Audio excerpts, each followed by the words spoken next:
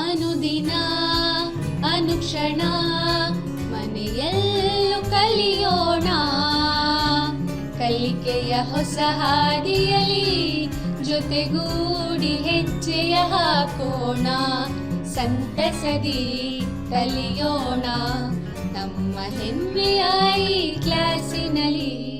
Yes sir. Yes teacher. Present ma'am. ಎಲ್ಲರಿಗೂ ಕೂಡ ನಮಸ್ಕಾರ ಮಕ್ಕಳ. ಎಲ್ಲರೂ ಕೂಡ ಕಾತರದಿಂದ ಕಾಯ್ತಾ ಇರ್ತಕ್ಕಂತಹ 6ನೇ ತರಗತಿ ಗಣಿತ ವಿಷಯದ ಸಂಖ್ಯೆಗಳನ್ನು ತಿಳಿಯುವುದು ಅಧ್ಯಾಯ 1ರ ಅವಧಿ 4ಕ್ಕೆ ಆದರದ ಸುಸ್ವಾಗತ. ಮಕ್ಕಳೇ, ಕಳೆದ ತರಗತಿಗಳಲ್ಲಿ ನಾವು ಏನೇನೆಲ್ಲ ಅಭ್ಯಾಸ ಮಾಡ್ತಾ ಬಂದ್ವಿ ಅಂತ ಒಂದು ಸ್ವಲ್ಪ ನೆನಪಿಸ್ಕೊಳ್ತಾ ಹಾಗೆ ಮುಂದೆ ಸಾಗೋಣ ಅಂತ ಹೇಳ್ತಾ, ನಾನು ನಿಮ್ಮೆಲ್ರಿಗೂ ಕೂಡ ಲಾಸ್ಟ್ ಕ್ಲಾಸಲ್ಲಿ ಒಂದು ಹೋಮ್ವರ್ಕ್ ಕೊಟ್ಟಿದ್ದೆ. ಜ್ಞಾಪಕ ಬಂತಾ?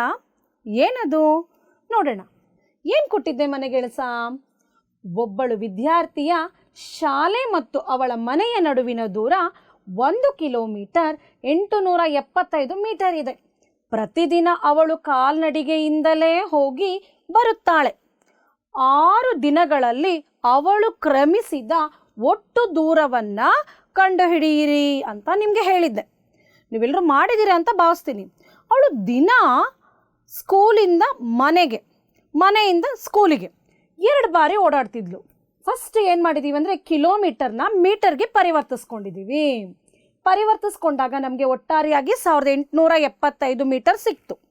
ಅವಳು ಒಮ್ಮೆ ಮನೆಯಿಂದ ಶಾಲೆಗೆ ತಲುಪುವ ದೂರ ಅದು. ಪ್ರತಿದಿನ ಅಂದಾಗ ಮನೆಯಿಂದ ಶಾಲೆಗೆ ಹೋಗಿರ್ತಾಳೆ, ಶಾಲೆಯಿಂದ ಮನೆಗೆ ಹಿಂದಿರುಗಿರ್ತಾಳೆ. ಸೊ ಪ್ರತಿದಿನ ವಿದ್ಯಾರ್ಥಿಯು ಕ್ರಮಿಸಿದ ದೂರ 1875 ಇಂಟು 2 3750 ಮೀಟರ್. ಇದು ಪ್ರತಿದಿನ ಅವಳು ಕ್ರಮಿಸಿದ ದೂರ. ಇಂತಹ 6 ದಿನಗಳಲ್ಲಿ ಆ ವಿದ್ಯಾರ್ಥಿ ಕ್ರಮಿಸಿದ ದೂರವನ್ನು ನಾವು 3750 ಇಂಟು 6 ಅಂತ ಗುಣಿಸಿದಾಗ ನಮಗೆ ಎಷ್ಟು ಉತ್ತರ ಬರ್ತಾ ಇದೆ ಮಕ್ಕಳ? 22,500 ಮೀಟರ್. ಇದನ್ನೇ ನಾವು ಕಿಲೋಮೀಟರ್ಗೆ ಪರಿವರ್ತಿಸಿದ್ದೆ ಆದರೆ 22 ಕಿಲೋಮೀಟರ್ 500 ಮೀಟರ್. ಹೇಗೆ ಅಂತ ನಾನು ಈಗಾಗಲೇ ನಿಮಗೆ ಕಳೆದ ತರಗತಿಯಲ್ಲಿ ಹೇಳ್ಕೊಟ್ಟಿದ್ದೀನಿ. ನೀವೆಲ್ಲ ಮಾಡಿರೋವಂಥ ಹೋಮ್ವರ್ಕು ಸರಿಯಾಗಿದೆಯಾ ಅಂತ ಒಮ್ಮೆ ಪರಿಶೀಲಿಸ್ಕೊಳ್ಳಿ ಮಕ್ಕಳ. ಕಳೆದ ಅವಧಿನಲ್ಲಿ ನಾವು ಏನೇನನ್ನು ಅಭ್ಯಾಸ ಮಾಡಿದ್ವಿ? ಮೂಲ ಕ್ರಿಯೆಗಳಿಗೆ ಸಂಬಂಧಪಟ್ಟಂಗೆ ತಿಳ್ಕೊಂಡಿದ್ವಿ, ಹಾಗೂ ದೈನಂದಿನ ಜೀವನದಲ್ಲಿ ನಾವು ಬಳಸ್ತಕ್ಕಂತಹ ವ್ಯಾವಹಾರಿಕ ಲೆಕ್ಕಗಳು ಅಂದರೆ ವ್ಯಾವಹಾರಿಕ ಸಮಸ್ಯೆಗಳನ್ನು ನಾವು ಹೇಗೆ ಬಿಡಿಸೋದು ಅಂತ ಅಭ್ಯಾಸವನ್ನು ಮಾಡಿದ್ವಿ ಮಕ್ಕಳ. ಈಗ ನಿಮ್ಮೆಲ್ರಿಗೂ ಕೂಡ ಇಲ್ಲೇನೋ ಒಂದು ಬರ್ತಿದೆ, ಗಮನಿಸಿ. ಏನು ಮಿಸ್, ನವಿಲು ಎಷ್ಟು ಸುಂದರವಾಗಿ ಕಾಣ್ತಾ ಇದೆ ಅಂತೀರಾ? ಇಲ್ಲಿದೆ ಪ್ರಶ್ನೆ. ಈ ನವಿಲಿನಲ್ಲಿ ಎಷ್ಟು ಗರಿಗಳಿರಬಹುದು ಮಕ್ಕಳ? ಮಿಸ್ ತಾಳಿ ಎಣ್ಸಕ್ಕಾಗಲ್ಲ ಅಂತೀರಾ? ಹಂಗೆ ಒಂಚೂರು ಊಹಿಸ್ಕೊಳ್ಳಿ, ಅಸ್ಯೂಮ್ ಮಾಡಿ. ಹಾಂ, ಈಗ ಇನ್ನೊಂದು ಪಿಕ್ಚರ್ ಹಾಕಿದ್ದಾರೆ ಮಿಸ್ಸು, ಏನು ಅಂತೀರಾ? ಏನೂ ಇಲ್ಲ ಕಣ್ರು. ಹೋಗ್ತಾ ಇದ್ದೆ ಹೀಗೆ ದಾರಿನಲ್ಲಿ ಒಂದು ಸೇಬಿನ ಗಾಡಿ ಕಾಣಿಸ್ತು, ಒಂದು ಪಿಕ್ಚರ್ ತೊಗೊಂಬಂದು ಇಲ್ಲಿ ಹಾಕಿದ್ದೀನಿ. ಏನು ಮಿಸ್ ಪಿಕ್ಚರಲ್ಲಿ? ನಿಮ್ಮ ಟಾಸ್ಕು, ಗಾಡಿಯಲ್ಲಿ ಎಷ್ಟು ಸೇಬಿನ ಹಣ್ಣುಗಳಿರಬಹುದು? ನನಗೇನು ಕರೆಕ್ಟಾಗಿ ನೀವು ಪರ್ಫೆಕ್ಟಾಗಿ ಎಣಿಸಿ ಹೇಳಬೇಕು ಅಂತಿಲ್ಲ, ಊಹೆ ಮಾಡ್ಕೊಳ್ಳಿ. ಈ ಗಾಡಿ ತುಂಬ ಎಷ್ಟು ಹಣ್ಣು ಇದ್ದಿರ್ಬೋದಪ್ಪ, ಯೋಚಿಸಿ. ಹಾಂ, ಹೀಗೆ ನೋಡಿ, ಇಲ್ಲೊಂದು ಬಟ್ಟೆ ಅಂಗಡಿ ಕಾಣಿಸ್ತಾ ಇದೆ. ಈ ಬಟ್ಟೆ ಅಂಗಡಿನಲ್ಲಿ ಇರ್ತಕ್ಕಂತಹ ಈ ಫ್ರಾಕ್ನ ಈಗ ಕೊಂಡ್ಕೊಳ್ಳೋದಕ್ಕೆ ಬಯಸಿದ್ದೀವಿ ಅಂತ ಅಂದ್ಕೊಳ್ಳೋಣ. ಈ ಫ್ರಾಕ್ ಬೆಲೆನ ನೀವು ಎಷ್ಟಿರಬಹುದು ಅಂತ ನಿಮ್ಮ ಮನಸ್ಸಲ್ಲಿ ಒಂದು ಥಿಂಕ್ ಮಾಡಿ, ಯೋಚಿಸಿದ್ರೆ ಎಲ್ಲರೂ ಎಷ್ಟೆಷ್ಟು ಇರ್ಬೋದು ಅಂತ, ಯಾರ್ಯಾರು ಎಷ್ಟೆಷ್ಟು ಅಂತ ಯೋಚನೆ ಮಾಡಿದ್ರು ನೋಡೋಣವಾ? ನೋಡಿ, ಸುಮಾರು 80 ಗರಿಗಳಿರ್ಬೋದು ಮಿಸ್ ಈ ನವಿಲಿನಲ್ಲಿ. ನೀವು ಊಹೆ ಮಾಡಿದ್ದೀರಲ್ವಾ? ಒಬ್ಬೊಬ್ರು 70 ಮಾಡ್ಕೊಂಡಿರ್ಬೋದು, ಒಬ್ಬೊಬ್ರು 100 ಮಾಡಿರ್ಬಹುದು. ನಿಮಗೆ ತೋಚಿದ್ದನ್ನು, ನಿಮ್ಮ ಮನಸ್ಸಿಗೆ ಎಷ್ಟಿರಬಹುದು ಅಂತ ನೀವು ಅಂದ್ಕೊಂಡಿರ್ತೀರೋ ಅಷ್ಟನ್ನು ನೀವು ಊಹಿಸಿರ್ಬೋದು. ನಾನಿಲ್ಲಿ 80 ಗರಿಗಳಿರಬಹುದು ಅಂತ ಬರೆದಿದ್ದೀನಿ. ಈ ಸೇಬಿನ ಗಾಡಿನಲ್ಲಿ ಎಷ್ಟು ಹಣ್ಣುಗಳಿರಬಹುದು? ಒಂದಷ್ಟು ಇರ್ಬೋದಲ್ವಾ? ನೀವೆಲ್ಲರೂ ಎಷ್ಟು ಊಹಿಸ್ಕೊಂಡಿದ್ದೀರೋ ನನಗೆ ಗೊತ್ತಿಲ್ಲ. ಇಷ್ಟಿರ್ಬೋದಪ್ಪ ಅಂತ ನಾನೊಂದು 400 ಸೇಬಿನ ಹಣ್ಣುಗಳು ಅಂತ ಬರ್ದಿದ್ದೀನಿ. ಓ, ಯಾರೋ ಹೇಳ್ತಾ ಇದ್ದೀನಿ ನಾನು ಮಿಸ್, ನಾನು 400 ಬರ್ದಿದ್ದೀನಿ ಅಂತ. ಇರಲಿ, ವೆರಿ ಗುಡ್. ಹೆಚ್ಚು ಕಮ್ಮಿ ಬರ್ದಿರೋರೆಲ್ಲ ಓಕೆ ಮಕ್ಕಳ. ಈ ಫ್ರಾಕ್ನ ಬೆಲೆ ಸುಮಾರು 750 ರೂಪಾಯಿಗಳಿರಬಹುದು ಅಂತ ಅಂದ್ಕೊಂಡಿದ್ದೀವಿ. ಎಲ್ಲರೂ ಕೂಡ ಹೆಚ್ಚು ಕಮ್ಮಿ ಊಹಿಸಿರ್ಬೋದು, ತೊಂದರೆ ಇಲ್ಲ ಮಕ್ಕಳ. ಈ ರೀತಿ ಊಹೆ ಮಾಡೋವಾಗ ಏನು ಮಾಡ್ತಾ ಹೋದ್ರಿ ನೀವು? ನಿಮ್ಮ ಮನಸ್ಸಿನಲ್ಲಿ ನೀವು ಯೋಚಿಸಿ ಊಹಿಸಿರುವ ಸಂಖ್ಯೆಗಳು. ಇಂಥ ಸಂದರ್ಭ ಹಲವಾರು ಬರುತ್ತೆ ಅಲ್ವಾ ಮಕ್ಕಳ. ನಾವೊಂದು ಮಾರ್ಕೆಟ್ಗೆ ಹೋಗುವಾಗ ಅಮ್ಮ ಈ ಸಾಮಾನೆಲ್ಲ ತಗೊಂಬ ಅಂತ ಹೇಳ್ತಾರೆ ಅಂದ್ಕೊಳ್ಳಿ. ಫಾರ್ ಎಕ್ಸಾಂಪಲ್, ಒಂದು 10 kg ಅಕ್ಕಿ ತಗೊಬ್ಬ, 2 kg ಸಕ್ಕರೆ ತಗೊಬ್ಬ, 1 kg ರವೆ ತಗೊಬ್ಬ ಅಂದಾಗ ಯೋಚನೆ ಮಾಡಿಬಿಟ್ಟು ಅಮ್ಮ ಒಂದು 1000 ರೂಪಾಯಿ ಕೊಡಮ್ಮ ಅಂತೀರ. ಅಲ್ಲಿ ಖಂಡಿತ 1000 ರೂಪಾಯಿಗಳೇ ಆಗಿರುತ್ತಾ ಮಕ್ಕಳ? ಇಲ್ಲ, ಅಷ್ಟಾಗಬಹುದು ಅಂತ ಆ ಪ್ರಮಾಣವನ್ನು ನೀವೇನು ಮಾಡಿರ್ತೀರಾ? ಊಹಿಸಿರ್ತೀರಾ. ಇದಕ್ಕೆ ಗಣಿತೀಯವಾಗಿ ನಾವು ಏನೋ ಒಂದು ಹೆಸರಿಂದ ಕರಿತೀವಲ್ವಾ? ಏನಿರ್ಬೋದು ಅದು? ಎಸ್, ಯಾರೋ ಹೇಳ್ತಾ ಇದ್ದೀರಾ. ಹಾಂ, ಏನದು? ಅಂದಾಜು ಮಾಡುವುದು. ಏನಪ್ಪ ಅಂದಾಜು ಮಾಡೋದು ಅಂತ ಹೇಳಿದ್ರೆ, ಅಂದಾಜು ಮಾಡುವುದು ಎಂದರೆ ನಮಗೆ ಬೇಕಾದ ನಿಖರತೆಯ ಅಂಶವನ್ನು ಪರಿಗಣಿಸಿ ಒಂದು ಪ್ರಮಾಣವನ್ನು ಊಹಿಸುವುದಾಗಿರುತ್ತದೆ. ನಾವಿಲ್ಲಿ ಅಸ್ಯೂಮ್ ಮಾಡ್ತೀವಿ, ಊಹಿಸ್ತೀವಿ. ಯಾವುದನ್ನು? ಒಂದು ಪ್ರಮಾಣವನ್ನು. ಅದು ಬೆಲೆ ಆಗಿರ್ಬೋದು, ಸಂಖ್ಯೆ ಆಗಿರಬಹುದು, ಅಥವಾ ಯಾವುದೇ ಒಂದು ರೀತಿಯಾದಂತಹ ಪ್ರಮಾಣ ಆಗಿರ್ಬೋದು. ಅದನ್ನು ನಾವು ಊಹಿಸೋದನ್ನು ಅಂದಾಜು ಮಾಡೋದು ಅಂತ ಕರಿತೀವಿ. ಈಗ ನಾವು ಹೇಗೆ ಅಂದಾಜು ಮಾಡೋದು, ಹೇಗೆ ಎಷ್ಟಕ್ಕೆ ಅಂದಾಜು ಮಾಡೋದು, ಇವುಗಳ ಬಗ್ಗೆ ಸ್ವಲ್ಪ ವಿವರವಾಗಿ ಅಧ್ಯಯನವನ್ನು ಮಾಡೋಣ ಮಕ್ಕಳ. ಏನು ಬರ್ತಾ ಇದೆ ಇಲ್ಲಿ? ಅಂದಾಜು ಮಾಡಿದ್ವಿ ಸರಿ, ಏನು ಮಿಸ್ ಇದರಿಂದ ಪ್ರಯೋಜನ? ಅಂದಾಜು ಮಾಡೋದನ್ನು ನೀವು ನಮಗೆ ಹೇಳ್ಕೊಡ್ತಾ ಇದ್ದೀರಾ. ನೋಡಿ, ಇಲ್ಲಿದೆ, ನಮಗೆ ತಕ್ಷಣ ಉತ್ತರ ಪಡೆಯಬೇಕಾದ ಅನೇಕ ಸಂದರ್ಭಗಳಲ್ಲಿ ಸಹಾಯಕವಾಗಿದೆ. ಮತ್ತೆ ನೋಡಿ ಮಕ್ಕಳ, ವ್ಯಾವಹಾರಿಕ ಸಂದರ್ಭಗಳಲ್ಲಿ ಹಣದ ಅವಶ್ಯಕತೆ ಎಷ್ಟು ಎಂದು ಊಹಿಸಲು ಸಹಕಾರಿಯಾಗಿದೆ.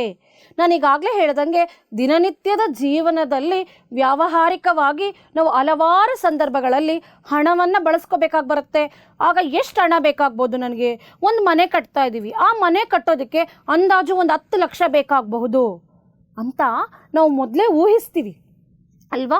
ಅಂಥ ಸಂದರ್ಭಗಳಲ್ಲಿ, ಹೀಗೆ ದಿನನಿತ್ಯದ ಜೀವನದಲ್ಲಿ ವ್ಯಾವಹಾರಿಕ ಸಂದರ್ಭಗಳಲ್ಲಿ ಹಣದ ಅವಶ್ಯಕತೆಯನ್ನು ಊಹಿಸೋದಕ್ಕೆ ಈ ಅಂದಾಜು ಗಣನೆ ಅಥವಾ ಅಂದಾಜು ಮಾಡೋದು ನಮಗೆ ಸಹಕಾರಿಯಾಗಿದೆ ಅಲ್ವಾ ಮಕ್ಕಳ? ಈ ಅಂದಾಜು ಮಾಡೋದನ್ನು ನಾವೆಲ್ಲರೂ ಕೂಡ ಚಿಕ್ಕವಾಗ್ಲಿಂದನೇ ಅಭ್ಯಾಸ ಮಾಡ್ಕೋತಾ ಹೋಗಬೇಕು.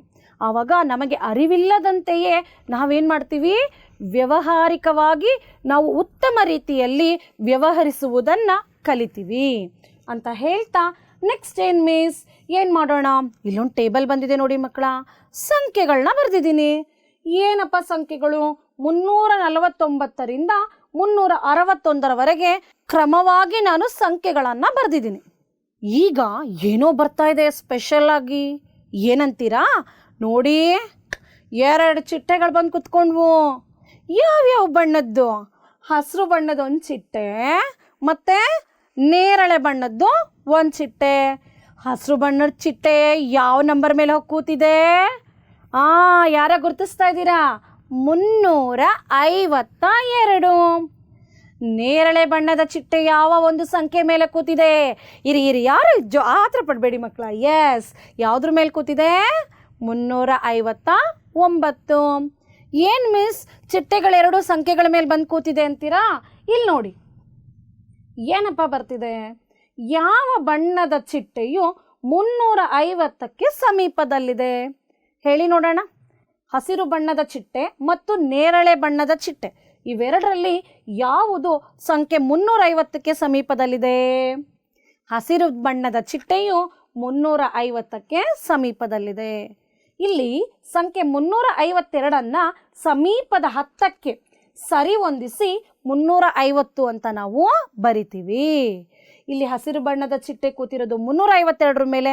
ಆ 352 ಸಂಖ್ಯೆಯನ್ನು ಸಮೀಪದ 10 ಎಲ್ಲಿ ಯಾವ್ದು ಸಿಗ್ತಾ ಇದೆ? 350ಕ್ಕೆ ನಾವು ಸರಿ ಹೊಂದಿಸಿ ಬರಿತೀವಿ. ಮತ್ತೊಂದು ಸಂದರ್ಭ, ಯಾವ ಬಣ್ಣದ ಚಿಟ್ಟೆಯು 360ಕ್ಕೆ, ಸಂಖ್ಯೆ 360ಕ್ಕೆ ಸಮೀಪದಲ್ಲಿದೆ? ಕಾಣಿಸ್ತಾ? ಯಾವುದು? ನೇರಳೆ ಬಣ್ಣದ ಚಿಟ್ಟೆಯು 360ಕ್ಕೆ ಸಮೀಪದಲ್ಲಿದೆ. ಹಾಗಾಗಿ ಸಂಖ್ಯೆ 359ಅನ್ನು, ಚಿಟ್ಟೆ ಕೂತಿರ್ತಕ್ಕಂಥ ಸಂಖ್ಯೆ ಯಾವುದು? 359ಅನ್ನು ಸಮೀಪದ 10ಕ್ಕೆ ಸರಿ ಹೊಂದಿಸಿ ಏನಂತ ಬರಿತೀವಿ ನಾವು? 360 ಅಂತ ಬರಿತೀವಿ. ಹೇಗೆ ಮಿಸ್ ನೋಡೋಣವಾ? ಇಲ್ಲಿ ನೋಡಿ ಮಕ್ಕಳ, ಅಂದಾಜು ಮಾಡಿ ಸಮೀಪದ 10ಕ್ಕೆ ಸರಿ ಹೊಂದಿಸೋದು ಹೇಗೆ ಮಿಸ್ ಅಂತ ಕೇಳ್ತಿದ್ರಿ ಅಲ್ವಾ? ನೋಡಿ ಮಕ್ಕಳ, ಇಲ್ಲಿ ಹಸಿರು ಬಣ್ಣದ ಚಿಟ್ಟೆ, ಹಸಿರು ಬಣ್ಣದ ಚಿಟ್ಟೆ ಇಲ್ಲಿ ಯಾವ 10ಕ್ಕೆ ಸಮೀಪದಲ್ಲಿದೆ? ಇದಿರೋವಂಥ ಸಂಖ್ಯೆ 352. 350ಕ್ಕೆ ಸಮೀಪದಲ್ಲಿದೆಯಾ, 360ಕ್ಕೆ ಸಮೀಪದಲ್ಲಿದೆಯಾ? ಯಾವುದಕ್ಕೆ ಸಮೀಪದಲ್ಲಿರ್ಬೋದು ನೋಡಿ ಮಕ್ಕಳ? 350ಕ್ಕೆ. ಇಲ್ಲ ಅಂದಿದ್ರೆ ಅದು ಇಲ್ಲಿಂದ ಅಲ್ಲಿವರೆಗೂ ಹೋಗಬೇಕಾಗಿತ್ತು. ಹಾಗೆ ಈ ನೇರಳೆ ಬಣ್ಣದ ಚಿಟ್ಟೆ ಯಾವ ಸಂಖ್ಯೆ ಮೇಲಿದೆ? 359. ಅದು 350ಕ್ಕೆ ಸಮೀಪ ಇದೆಯಾ, 360ಕ್ಕೆ ಸಮೀಪ ಇದೆಯಾ? ಹಾಂ, ನೀವು ಹೇಳ್ತಾ ಇರೋದು ಕರೆಕ್ಟು, ಪಕ್ಕದಲ್ಲೇ ಇದೆ. ಯಾವುದಕ್ಕಿದೆ? 360. ಇಲ್ಲ ಅಂದಿದ್ರೆ ಅದು ಅಲ್ಲಿಂದ 350ಕ್ಕೆ ಬರೋದಕ್ಕೆ ಆಗ್ತಾ ಇರಲಿಲ್ಲ. ಇಲ್ಲಿ ನೋಡಿ, 352, 350ಕ್ಕೆ ಅದನ್ನು ಸರಿ ಹೊಂದಿಸಿದ್ದೇವೆ. ಅಂದಾಜು ಮಾಡಿ ಸಮೀಪದ 10ಕ್ಕೆ ನಾವು ಸರಿ ಹೊಂದಿಸಿದ್ದೇವೆ. 359 ಅಂದಾಜು ಮಾಡಿ ಸಮೀಪದ 10 360ಕ್ಕೆ ನಾವೇನು ಮಾಡಿದ್ದೀವಿ? ಸರಿ ಹೊಂದಿಸಿದ್ದೇವೆ. ತಿಳಿತು ಅಂತ ಭಾವಿಸ್ತಾ ಇದ್ದೀನಿ ಮಕ್ಕಳ. ಮತ್ತೆ ಇನ್ನೊಂದು ಸಂದರ್ಭ ನೋಡೋಣ. ಇಲ್ಲೇನು ಬರ್ತಾ ಇದೆ ಮಿಸ್ ಅಂತೀರಾ? ಅಂದಾಜು ಮಾಡಿ ಸಮೀಪದ 100ಕ್ಕೆ ಸರಿ ಹೊಂದಿಸ್ಬೇಕು. ಈಗ 10ಕ್ಕೆ ಮಾಡಿದ್ವಲ್ಲ, 100ಕ್ಕೆ. ಇಲ್ಲೊಂದು ಸಂಖ್ಯೆ ಬಂದಿದೆ ಮಕ್ಕಳ, ಓದಿ. ಎಸ್, 841 ಸಮೀಪದ 100ಕ್ಕೆ ಸರಿ ಹೊಂದಿಸ್ಬೇಕಂತೆ. ಹೇಗೆ ಮಿಸ್ ಅಂತೀರಾ? 841 ಯಾವುದೇ ಸಂಖ್ಯೆಯನ್ನು ನಾವು ಅಂದಾಜು ಮಾಡುವಾಗ ಯಾವ ಸ್ಥಾನಕ್ಕೆ ಸರಿ ಹೊಂದಿಸ್ಬೇಕು ಅಂತ ನೋಡಬೇಕು. 100ರ ಸ್ಥಾನಕ್ಕೆ. 841 ಯಾವ 2 ನೂರುಗಳ ಮಧ್ಯೆ ಬರುತ್ತೆ? 800 ಮತ್ತು 900ರ ಮಧ್ಯೆ ಏನು ಬರುತ್ತೆ? 841 ಬರುತ್ತೆ. ಹೌದು ತಾನೇ? ಈ 841 ನಾವಿವಾಗ ಅಂದಾಜಿಸ್ಬೇಕಾಗಿರೋದು 100ರ ಸ್ಥಾನಕ್ಕೆ. ಯಾವುದೇ ಸಂಖ್ಯೆಯನ್ನು ನಾವು ಯಾವ ಸ್ಥಾನಕ್ಕೆ ಅಂದಾಜಿಸ್ತೀವೋ ಅದಕ್ಕಿಂತ ಒಂದು ಸ್ಥಾನ ಕಡಿಮೆ ಇರುವ ಸಂಖ್ಯೆಯನ್ನು ನಾವು ಗಮನಿಸಬೇಕು. ಇಲ್ಲಿ 841ರಲ್ಲಿ 100ಕ್ಕಿಂತ ಒಂದು ಸ್ಥಾನ ಚಿಕ್ಕದು 10ರ ಸ್ಥಾನ. 10ರ ಸ್ಥಾನದಲ್ಲಿ ಏನಿದೆ ಮಕ್ಕಳ? 4 ಇದೆ. ಸೊ 4 5ಕ್ಕಿಂತ ಕಡಿಮೆ. ಈ 5 ಅಥವಾ 5ಕ್ಕಿಂತ ಹೆಚ್ಚಾಗಿದ್ದರೆ ಅದು ಮುಂದಿನ ಒಂದು 100ರ ಸ್ಥಾನಕ್ಕೆ ಹೋಗ್ತಾ ಇತ್ತು. ಸೊ ಈ 841 800ಕ್ಕೆ ಏನಾಗಿದೆ? ಸಮೀಪದಲ್ಲಿದೆ, ಹತ್ತಿರದಲ್ಲಿದೆ. ಹಾಗಾಗಿ 841 ನಾವು ಅಂದಾಜಿಸಿದಾಗ ನಮಗೆ ಸಿಗುವಂಥ ಉತ್ತರ ಯಾವುದಾಗಿರ್ಬೋದು ಮಕ್ಕಳ? ಯಾವುದಾಗಿರ್ಬೋದು? 800. ನೋಡೋಣವಾ? 841 ಅಂದಾಜು ಮಾಡಿ ಸಮೀಪದ 100ಕ್ಕೆ ನಾವು ಸರಿ ಹೊಂದಿಸಿದಾಗ ನಮಗೆ ಸಿಗುವಂಥ ಸಂಖ್ಯೆ 800. ಇಲ್ಲಿ ನೋಡಿ ಮಕ್ಕಳ, ಸಾಮಾನ್ಯ ನಿಯಮ ಅನುಸರಿಸಿ ಅಂದಾಜು ಮಾಡಿ. ಹಾಗಂದ್ರೆ ಏನು ಮಿಸ್ ಅಂತೀರಾ? ಅಂದಾಜು ಮಾಡುವ ಸಂಖ್ಯೆಯನ್ನು ಅದರ ಗರಿಷ್ಠ ಬೆಲೆಗೆ ಅಂದಾಜಿಸೋದು. ನಿಮಗೆ ಕೊಟ್ಬಿಟ್ರೆ ಯಾವುದೋ ಒಂದು ಲೆಕ್ಕನ 100ರ ಸ್ಥಾನಕ್ಕೆ 10ರ ಸ್ಥಾನಕ್ಕೆ ಅಂತ ಹೇಳ್ತಿಲ್ಲ. ಸಾಮಾನ್ಯ ನಿಯಮ ಅನುಸರಿಸಿ ಅಂದಾಜು ಮಾಡಿ ಅಂತಂದ್ರಪ್ಪ. ಅವಾಗ ನೀವೇನು ಮಾಡಬೇಕು ಅಂದರೆ ಅಲ್ಲಿ ಕೊಟ್ಟಿರ್ತಕ್ಕಂಥ ಸಂಖ್ಯೆಯ ಗರಿಷ್ಠ ಸ್ಥಾನವನ್ನು ಅಂದಾಜಿಸಬೇಕು. ಅದನ್ನೇ ನಾವು ಸಾಮಾನ್ಯ ನಿಯಮ ಅಂತ ಕರಿತೀವಿ. ಏನು ಬರ್ತಾ ಇದೆ ಇಲ್ಲಿ? ಸಾಮಾನ್ಯ ನಿಯಮವನ್ನು ಅನುಸರಿಸಿ ಕೆಳಗೆ ಕೊಟ್ಟಿರ್ತಕ್ಕಂಥ ಉತ್ತರಗಳನ್ನ ಅಂದಾಜು ಮಾಡಿ ಅಂತ ಕೇಳ್ತಾ ಇದ್ದಾರೆ. ಯಾವ್ದು ಬಂತು? 730 + 998. ಹೇಗೆ ಅಂದಾಜು ಮಾಡಿದ್ದಾರೆ ನೋಡೋಣವಾ? ಇಲ್ಲಿ 730 ಗರಿಷ್ಠ ಸ್ಥಾನಕ್ಕೆ ಅಂದಾಜಿಸಿದಾಗ ನಮ್ಗೆ ಎಷ್ಟು ಸಿಗ್ತಾ ಇದೆ? ಸೊ 730 ಅಂದಾಜಿಸಿದಾಗ ನಮ್ಗೆ ಎಷ್ಟು ಸಿಕ್ತು? 700. ಹಾಗೆ 998 ಗರಿಷ್ಠ ಸ್ಥಾನಕ್ಕೆ ಅಂದಾಜಿಸಿದಾಗ, ಅಂದರೆ ಇದು ಕೂಡ ಗರಿಷ್ಠ ಸ್ಥಾನ 100 ಆಗಿದೆ. ನಾವು 100ಕ್ಕೆ ಅಂದಾಜಿಸಿದಾಗ ನಮಗೆ ಏನು ಸಿಗ್ತಾ ಇದೆ? 1000 ಸಿಗ್ತಾ ಇದೆ. ಈಗ ಅವೆರಡನ್ನ ಏನು ಮಾಡಬೇಕು ಮಕ್ಕಳ? ನಾವು ಕೂಡಬೇಕು. ಕೂಡಿದಾಗ ಅಂದಾಜು ಮೊತ್ತ 700 + 1000 ನಮಗೆ ಎಷ್ಟು ಸಿಗ್ತಾ ಇದೆ? 1700. ಸೊ ಸಾಮಾನ್ಯ ನಿಯಮವನ್ನು ಅನುಸರಿಸಿ ಅಂತ ಕೊಟ್ಟಾಗ ಯಾವುದೇ ಸಂಖ್ಯೆಯ ಗರಿಷ್ಠ ಸ್ಥಾನವನ್ನು ಅಂದಾಜಿಸಿ ಅವರು ಯಾವ ಕ್ರಿಯೆಯನ್ನು ಮಾಡೋಕ್ಕೆ ಹೇಳಿದಾರೋ, ಕೂಡೋಕ್ಕೆ ಹೇಳಿದ್ರೆ ಕೂಡೋದು, ಕಳೆಯೋದು, ಗುಣಿಸೋದು, ಹೀಗೆ ಮಾಡ್ತಾ ಹೋಗಬೇಕಾಗತ್ತೆ. ಇಲ್ಲಿ ನೋಡಿ ಮಿಸ್, ಏನು ಮಿಸ್ ಬುಕ್ಸ್ ಎಲ್ಲ ಬಂದ್ಬಿಟ್ಟಿದೆ ಅಂತೀರಾ? ಒಂದು ಸಲ ಓದ್ಬಿಡೋಣ ಮಕ್ಕಳ. ಮಾಲಾ ಅಂಗಡಿಯಿಂದ 6 ನೋಟ್ ಪುಸ್ತಕಗಳನ್ನ ಕೊಂಡಳು. ಪ್ರತಿ ನೋಟ್ ಪುಸ್ತಕದ ಬೆಲೆ ಎಷ್ಟು ರೂಪಾಯಿ ಆಗಿದೆ? 10 ರೂ ಆಗಿತ್ತು. ಅವಳ ತಂಗಿ ವಿಮಲಾ ಕೂಡ ಅಂತಹದೇ, ಅಂದರೆ ಅದೇ 10 ರೂಪಾಯಿ ಇದೆ ಅಂಥದೇ ನೋಟ್ ಪುಸ್ತಕಗಳು 8 ನೋಟ್ ಪುಸ್ತಕಗಳನ್ನ ಕೊಂಡ್ಕೊಳ್ತಾಳೆ. ಅವರು ಪಾವತಿಸಿದ ಒಟ್ಟು ಹಣವನ್ನು ಕಂಡುಹಿಡಿಯಿರಿ. ಮಾಲಾ, ವಿಮಲಾ ಅಕ್ಕ ತಂಗಿರು ಇಬ್ಬರು ಕೂಡ ಬುಕ್ಸ್ ತಗೊಂಡ್ರು. ಒಟ್ಟು ಎಷ್ಟು ಪಾವತಿಸಬೇಕು ಅಂತ ನೋಡ್ತಾ ಇದ್ದಾರೆ. ಮಾಲಾ ಮೊತ್ತವನ್ನು ಈ ರೀತಿ ಲೆಕ್ಕ ಮಾಡಿದ್ಲು. ಇಬ್ಬರು ಅಂಗಡಿಗೆ ಹೋಗಿದ್ದಾರೆ. ಮಾಲಾ 6 ಬುಕ್ ತಗೊಂಡ್ಲು, ವಿಮಲಾ 8 ಬುಕ್ ತಗೊಂಡ್ಲು. ಇಬ್ರು ತಗೊಂಡಿದ್ದು ಒಂದೇ ಥರದ ಪುಸ್ತಕ, ಅದ್ರ ಬೆಲೆ 10 ರೂಪಾಯಿ. ಮಾಲಾ ಈ ಥರ ಲೆಕ್ಕ ಮಾಡ್ತಿದ್ದಾಳೆ. ಹೇಗೆ ಲೆಕ್ಕ ಮಾಡಿದ್ಲು? ಅವಳು ತಗೊಂಡಿದ್ದ 6 ಪುಸ್ತಕ ಇಂಟು 10, ಮತ್ತು ಅವಳು ತಂಗಿ ತಗೊಂಡಿದ್ದು 8 ಪುಸ್ತಕ ಇಂಟು 10, ಅವೆರಡೂ ಕೂಡೋಣ ಅಂದ್ಬಿಟ್ಟು ಕೂಡ್ತಾ ಇದ್ದಾಳೆ. 6 ಇಂಟು 10 60, 8 ಇಂಟು 10 80. ಇಬ್ಬರು ತಗೊಂಡಿದ್ದು ಸೇರಿ ಎಷ್ಟು ರೂಪಾಯಿ ಆಯಿತು ಅಂತ ಹೇಳ್ತಾ ಇದ್ದಾಳೆ ಮಾಲಾ? 140 ರೂಪಾಯಿ. ಅವಳ ತಂಗಿ ವಿಮಲಾ ಭಾರಿ ಚೂಟಿ. ನೋಡಿ ಮಕ್ಕಳ, ಅಕ್ಕ ನಾನು ಹಿಂಗೆ ಮಾಡ್ತೀನಿ ನೋಡಕ್ಕ ಅಂದ್ಬಿಟ್ಟು ಹೀಗೆ ಮಾಡಿಬಿಟ್ಲು ವಿಮಲಾ. ಏನು ಮಾಡಿದ್ಲಾ ನೋಡಿ, ಅವಳು ಈ ಥರ ಲೆಕ್ಕ ಮಾಡಿದ್ದಾಳೆ. ನಾನು ತಗೊಂಡಿದ್ದ 6 ಪುಸ್ತಕ, ನಮ್ಮ ಅಕ್ಕ ತಗೊಂಡಿದ್ದು 8 ಪುಸ್ತಕ, ಎರಡೂ ಸೇರಿ ಒಟ್ಟು ಎಷ್ಟು ಪುಸ್ತಕ? 14. 14 ಇಂಟು 10 140. ವಿಮಲಾಗೂ ಉತ್ತರ 140 ಬಂದಿದೆ. ಹಾಗಾದರೆ ಯಾರು ಮಾಡಿದ್ದು ಸರಿ? ಮಾಲಾ ಮಾಡಿರೋದು ಸರಿನೇ, ವಿಮಲಾ ಮಾಡಿರೋದು ಸರಿನೇ. ಅಂಗಡಿಯವ್ರಿಗೆ ಅವ್ರು ಕೊಡಬೇಕಾಗಿರೋದು 140 ರೂಪಾಯಿ. ಎರಡೂ ಸರಿ ಮಿಸ್, ಎರಡೂ ಥರ ಮಾಡ್ಬೋದು. ಆದರೆ ಯಾವುದೋ ಸ್ವಲ್ಪ ಈಸಿ ಅನ್ನಿಸ್ತಿದೆ ಅಲ್ವಾ ಮಕ್ಕಳ? ಹಿಂಗೆ ಮಾಡ್ಬೋದು ಅಂತ ಅಲ್ವಾ? ಏನೋ ಒಂಥರ ಡಿಫ್ರೆಂಟ್ ಆಗಿದೆ. ಆದರೆ ಯಾವ್ದು ಮಾಡೋದು ಅಂತ ಗೊಂದಲನೂ ಏರ್ಪಡುತ್ತೆ ಕೆಲವು ಸಲ. ಆ ಗೊಂದಲ ನಿವಾರಣೆಗೆ ಅಂತಲೇ ನಾವು ಏನನ್ನು ಬಳಸ್ತೀವಿ? ಆವರಣಗಳನ್ನು ಬಳಸ್ತೀವಿ. ಇಂತಹ ಸಂದರ್ಭಗಳಲ್ಲಿ ಗೊಂದಲವನ್ನು ನಿವಾರಿಸಲು ಆವರಣಗಳನ್ನು ಬಳಸ್ಕೊಳ್ತೀವಿ. ಆವರಣಗಳು ನಮ್ಗೆ ಎಷ್ಟು ಮುಖ್ಯ ಅಂತ ಈ ಒಂದು ಸಂದರ್ಭದಲ್ಲಿ ನಾವು ತಿಳ್ಕೊಬೋದು ಮಕ್ಕಳ. ಇಲ್ಲಿ ನೋಡಿ, 6 + 8 ಈ ಬ್ರಾಕೆಟ್ ಅಂದರೆ ಆವರಣ. ಆವರಣ ನಮಗೇನನ್ನು ಸೂಚಿಸುತ್ತೆ? ಮೊದಲು ಈ ಸಂಖ್ಯೆಗಳನ್ನು ಕೂಡಿ, ಯಾವುದನ್ನ 6 ಮತ್ತು 8 ಕೂಡಿದಾಗ 14 ಬಂತು. ಇಂಟು 10, 14 140. ಸೊ ಆವರಣದ ಉಪಯೋಗ ಎಷ್ಟಿದೆ ಅಲ್ವಾ ಮಕ್ಕಳ?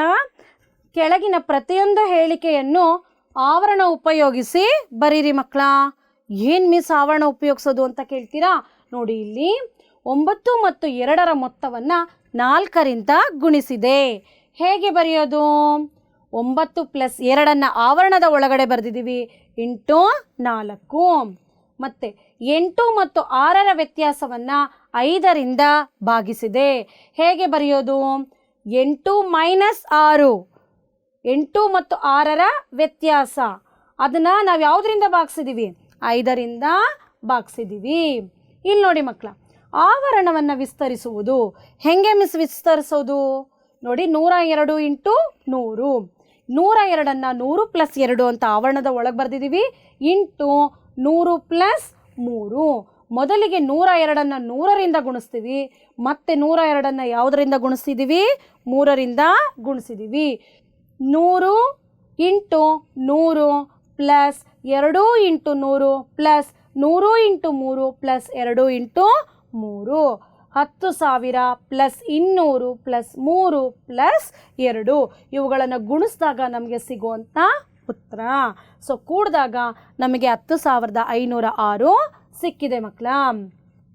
ಇಷ್ಟು ದಿನಗಳಲ್ಲಿ ನಾವು ಈ ಒಂದು ಕಳೆದ 3-4 ತರಗತಿಗಳಿಂದ ಸಂಖ್ಯೆಗಳ ಬಗ್ಗೆ ಅಧ್ಯಯನ ಮಾಡುವಾಗ ಭಾರತೀಯ ಸಂಖ್ಯಾ ಪದ್ಧತಿ ಹಾಗೂ ಅಂತಾರಾಷ್ಟ್ರೀಯ ಸಂಖ್ಯಾ ಪದ್ಧತಿಯ ಬಗ್ಗೆ ಅಭ್ಯಾಸ ಮಾಡಿದ್ವಿ. ಈಗ ಇನ್ನೂ ಒಂದು ಯಾವುದೋ ಸಂಖ್ಯಾ ಪದ್ಧತಿ ಬರ್ತಾ ಇದೆ. ಯಾವುದು ಅಂತೀರಾ? ರೋಮನ್ ಸಂಖ್ಯಾ ಪದ್ಧತಿ. ಇಲ್ಲಿರೋವಂಥ ರೋಮನ್ ಅಂಕಿಗಳನ್ನು ಗಮನಿಸಿ ಮಕ್ಕಳ. ಇಲ್ಲಿ ನಾವು ಕೆಲವು ರೋಮನ್ ಅಂಕಿಗಳು ಹೀಗಿವೆ: I ಮತ್ತು V, X, C, D, L. English ವರ್ಣಮಾಲೆಯ ದೊಡ್ಡಕ್ಷರಗಳನ್ನ ಬಳಸ್ಕೊಳ್ತಾ ರೋಮನ್ ಅಂಕಿಗಳನ್ನು ಬರಿತೀವಿ. ಒಂದಕ್ಕೆ I ಅಂತ, ಒಂದನ್ನು ನಾವು ಹಿಂಗೆ ನೇರವಾಗಿ ಬರೆಯೋದು, 2ಕ್ಕೆ 2 ಬಾರಿ, 3ಕ್ಕೆ 3, ಹೀಗೆ ನಾವು ಈ ಅಂಕಿಗಳನ್ನು ಬರಿತಾ ಹೋಗ್ತೀವಿ. ಇವುಗಳನ್ನು ನಾವು ಅಭ್ಯಾಸ ಮಾಡಬೇಕು ಮಕ್ಕಳ. 5ಕ್ಕೆ ವಿ ಅಂತ ಸೂಚಿಸ್ತೀವಿ, 10ಕ್ಕೆ ಎಕ್ಸ್, 9ಕ್ಕೆ ಎಕ್ಸ್ ಹಿಂಭಾಗ 1. ಏನು ಮಿಸ್ ಅಂತೀರಾ? ಅದರ ನಿಯಮಗಳನ್ನು ನಾವೀಗ ತಿಳ್ಕೊಳ್ಳೋಣ.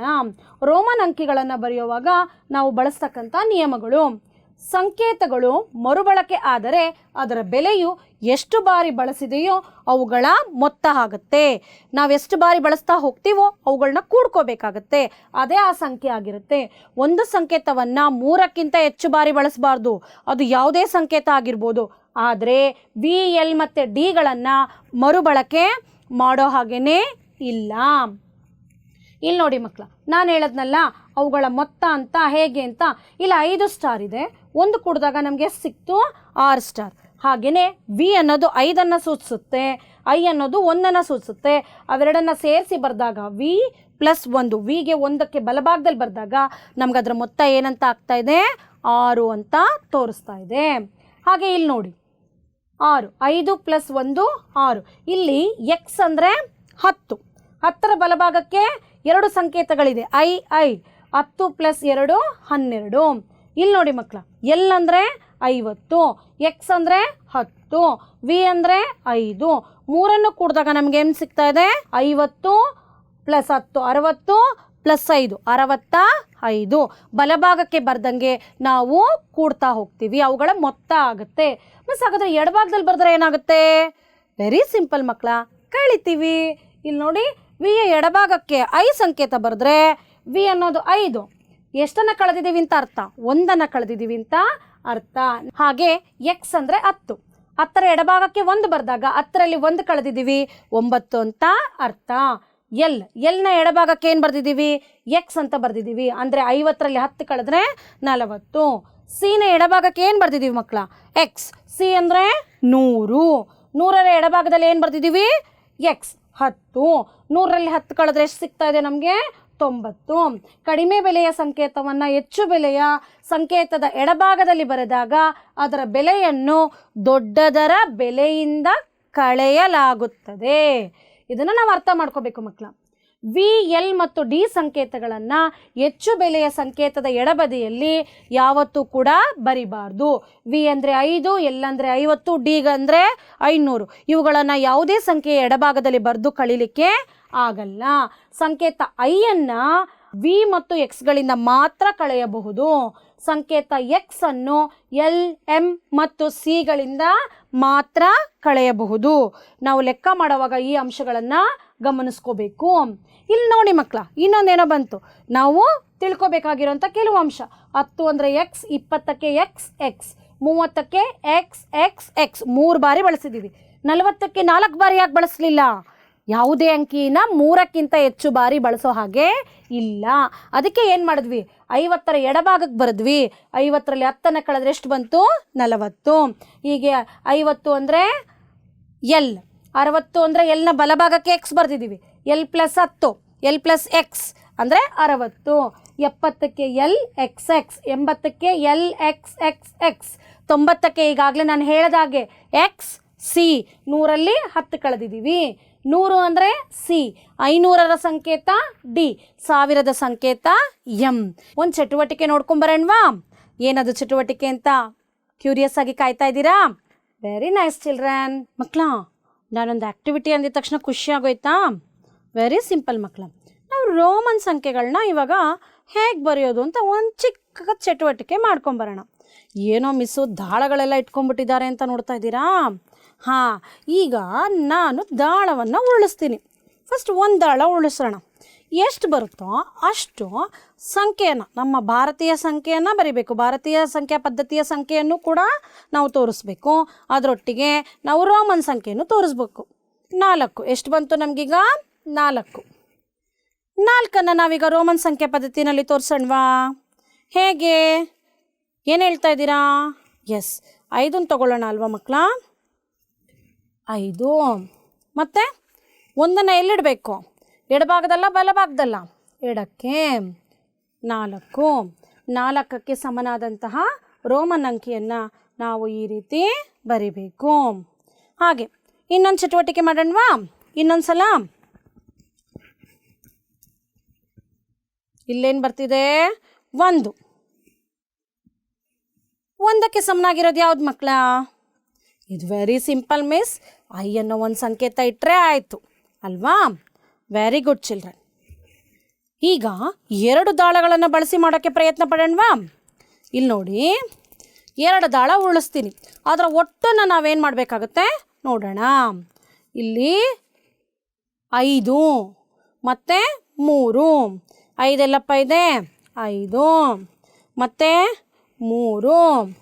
5 ಮತ್ತು 3 ಒಟ್ಟು ಎಷ್ಟಾಯಿತು? 8. ಹೇಳಿ, 3ನ ಹೆಂಗೆ ಬರಿತೀರಾ? ಐ ಮತ್ತು ಐ. ನೋಡಿ, 5 3 ಅಲ್ವಾ ನಮ್ಗಿಲ್ಲಿ ಸಿಕ್ಕಿದ್ದು? ಒಟ್ಟು ಎಷ್ಟಾಯಿತು? 8. 8ನ್ನು ಹೇಗೆ ಬರಿತೀವಿ? 5 ಐ. ಇದು 8ಕ್ಕೆ ಸಮನಾಗಿರುವಂತಹ ಏನು ರೋಮನ್ ಅಂಕಿ. ಹೀಗೆ ನಾವು ಲೆಕ್ಕಗಳನ್ನು ಮಾಡ್ತಾ ಹೋಗ್ಬೋದು ಮಕ್ಕಳ. 40ಕ್ಕೆ ಸಮನಾದ ರೋಮನ್ ಅಂಕಿಯನ್ನು ಎಲ್ ಹಿಂಭಾಗಕ್ಕೆ ಎಡಭಾಗದಲ್ಲಿ ಎಕ್ಸನ್ನು ಬರೆದಾಗ 50ರಿಂದ 10 ಕಳೆದಿದೆ ಅಂದರೆ 40ಕ್ಕೆ ಸಮ. 50ಕ್ಕೆ ಸಮನಾದಂಥ ರೋಮನ್ ಅಂಕಿ ಎಲ್. 90ಕ್ಕೆ ಸಮನಾದಂಥ ರೋಮನ್ ಅಂಕಿ ಇಲ್ಲಿ ಸಿ ಅಂದರೆ 100. 100ರಲ್ಲಿ ಎಕ್ಸನ್ನು ಎಡಭಾಗದಲ್ಲಿ ಇಟ್ಟಿದ್ದೀವಿ ಅಂದರೆ ಕಳೆದಿದ್ದೀವಿ 10ನ್ನು. 90ಕ್ಕೆ ಸಮನಾಗಿದೆ ಎಕ್ಸ್ ಸಿ. 100ಕ್ಕೆ ಸಮನಾದಂಥ ರೋಮನ್ ಅಂಕಿ ಸಿ. 500ಕ್ಕೆ ಸಮನಾದಂಥ ರೋಮನ್ ಅಂಕಿ ಡಿ. 1000ಕ್ಕೆ ಸಮನಾದಂಥ ರೋಮನ್ ಅಂಕಿ ಎಮ್. ಈ ರೋಮನ್ ಅಂಕಿಗಳು ಬಹಳ ಕೌತುಕವಾದದ್ದು ಮಕ್ಕಳ. ನಾವು ಎಲ್ಲೆಲ್ಲಿ ಬಳಸ್ಕೋಬೋದು ಹೇಳಿ? ಎಲ್ಲೆಲ್ಲಿ ಕಾಣ್ತೀವಿ ಈ ಸಂಖ್ಯೆಗಳನ್ನ? ಫಸ್ಟ್ ಪ್ರೈಸು ಸೆಕೆಂಡ್ ಪ್ರೈಸು ಅಂತ ಹೇಳುವಾಗ ಬಳಸ್ತೀವಿ. ಮತ್ತು ನಮಗೆ mains first main second main third main ಅಂತ ಬರೆಯುವಾಗ ಬಳಸ್ತೀವಿ. ಹೀಗೆ ಹಲವಾರು ಸಂದರ್ಭಗಳಲ್ಲಿ ನಾವು ರೋಮನ್ ಅಂಕಿಗಳನ್ನು ಬಳಸ್ತೀವಿ.